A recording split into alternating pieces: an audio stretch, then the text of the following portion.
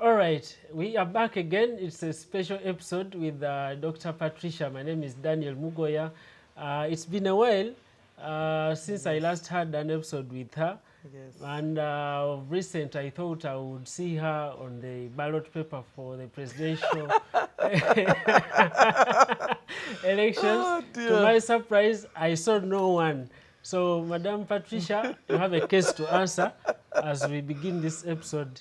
First of all, you'll say hello to the viewers. Then secondly, we go straight to that question. Why are you not part of the ballot for the presidential race? Because I trusted in you. I believe in you. I even called some of my people in the village. I said, I'm bringing a candidate. All of a sudden. Oh my God. I never thought a political question would crack me up so much. Neither did I ever suspect that I would be put on the spot while I'm busy putting other women on the spot. Well, hello viewers. I'm happy to be here. Yes, it's been a while since I and Daniel had this conversation, and it has taken me by surprise that he's asking me why I'm not on the ballot paper. But I think this question should go to all women. We are busy whining and complaining that women are not on the ballot paper. Now, those of us who are asking the question, why aren't we on the ballot paper? Why isn't Dr. Patricia Little on the ballot paper? You see, I think there are things for and against. I think I would start by saying that what we've seen in the presidential candidature this time round is a reflection of Uganda.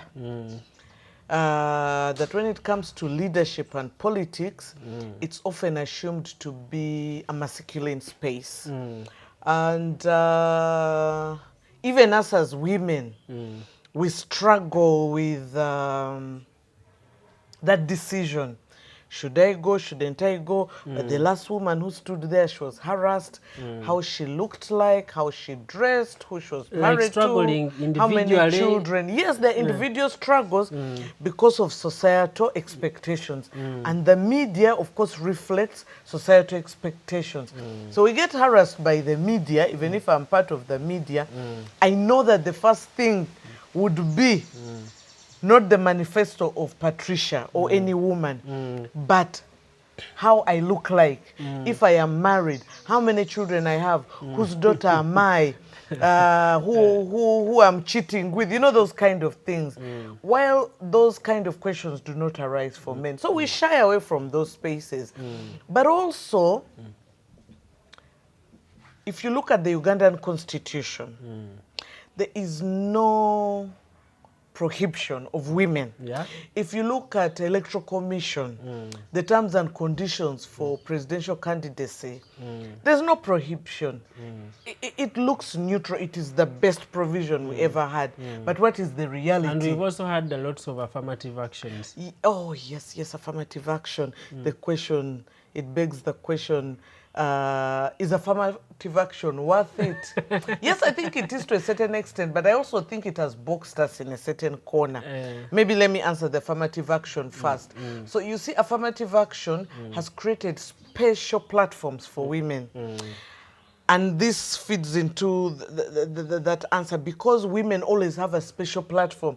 I think we are busy to wait for a special ticket for women to become presidents. Unfortunately, that one has only one what? That one has only one slot. So we should all go and compete if we would like to be represented at the topmost best. So I think we're always comfortable, even when you look at the MPs, aspirants, when you look at local council aspirants, most of us women, even the seemingly most empowered women, you look at the women at the top echelon of this country, most of them are on what? Women candidate tickets.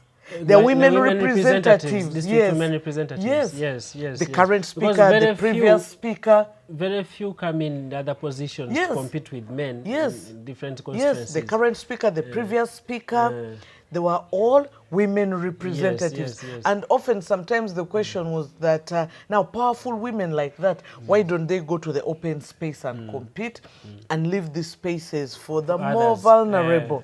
So I think affirmative action has made us comfortable in trading in that space. So if there's no special So you feel like provision the for women, other slot is it's for too rough. the masculine. No, not necessarily Okay. that it's for men. Okay, maybe subconsciously it's a male area, but just the reality of the rigor of those spaces. The perception. We know that as women, first of all, the perception of a woman standing with them, the first thing they'll say, but you women, we've created for you your space. Why are you coming this side? So already we are not expected to come and compete this side because they created for us the other platform. Secondly, we know that the reality of this open space is very harsh. Economic prowess of women often is not that very high. But even very, very empowered women, you'll find that a man with less resources than me can maneuver his way around. I think men have no issue maneuvering around collecting resources where they need it. Why women, we only harass our husbands, boyfriends for money. But I don't know if we know how to mobilize resources beyond our spouses. What is our spouses? We tell them it's your duty to give me money. It's your duty to do this. But now when we have to go out there, you people, I'm standing for this, fund me, do what? It is a challenge. We don't know how to go and beg. Do you think it might have also come as a result of how people understand politics? Like someone would say that, what is she going to do politically? This is something, she can be a good leader, but not having the basic skills in leadership in politics. Yes and no, because the same question would go to men as well. What is he going to do politically? Yes.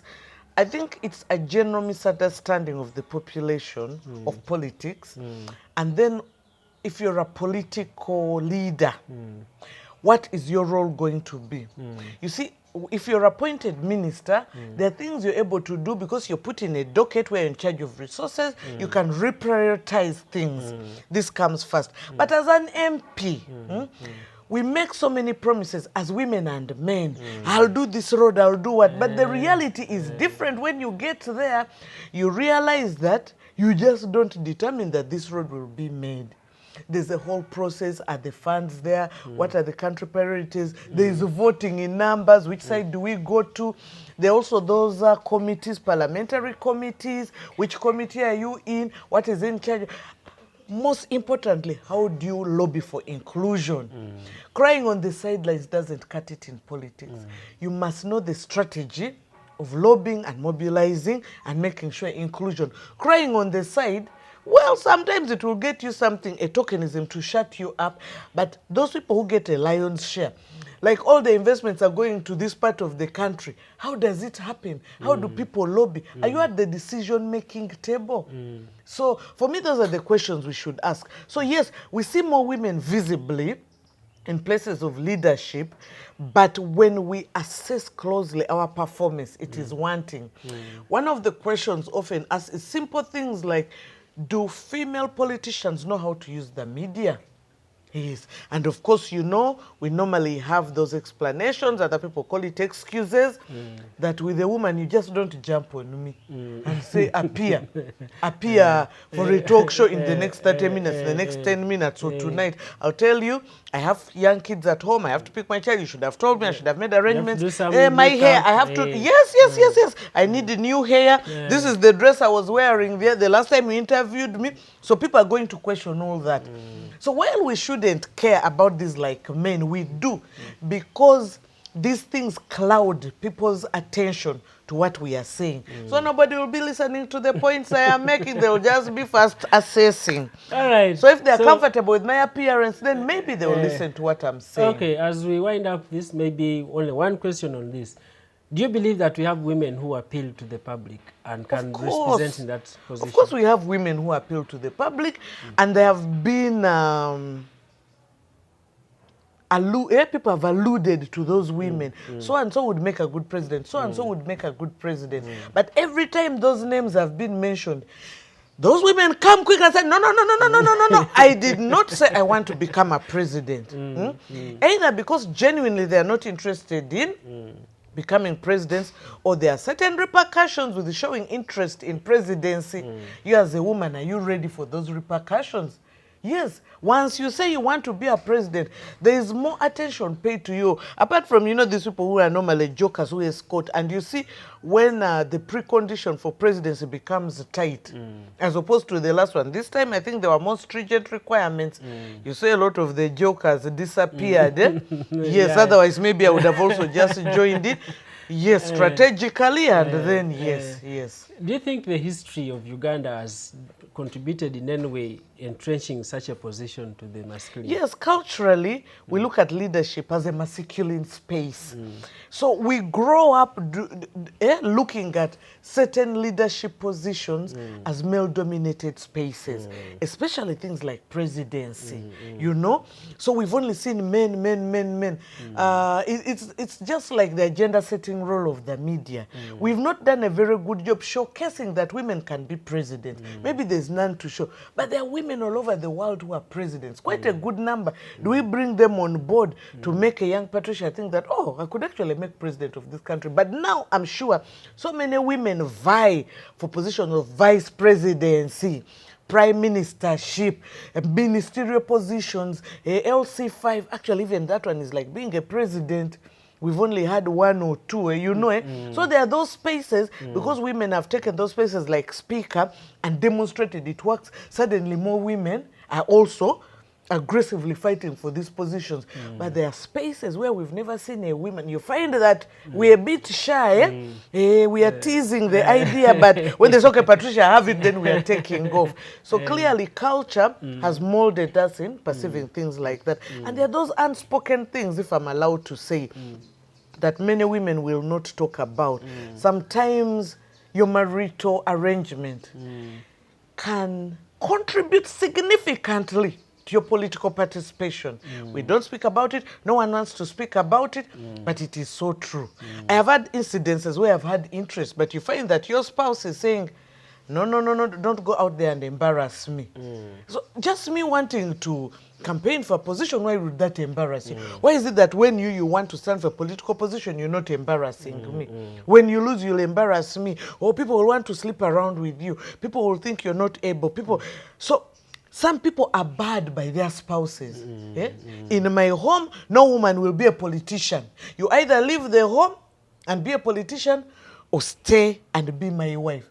So there are a lot of women who would want to go into politics, but you choose between your marriage and your political career. Yes. Okay. All right. Thank you very much, Dr. Patricia, for that insight. You remain with the total responsibility to understand this message the way you feel like. But for us, the disclaimer. Yeah. Is that to protect women or to protect men? Either way. Both sides. Yeah. Yes, it's a personal opinion. Yeah, but course, still, yes. you can share your ideas through the comment section. Of course, when we meet here the next time, well, we shall have to discuss some of them. Oh, yes. But otherwise, we shall make it rest at that point. Yes, this time we can't even complain that a woman candidate was not covered on the front page. Yes, because there is none. There will always really be next time. So we can talk about women MPs, I guess. Maybe. Yes. Okay. Yes.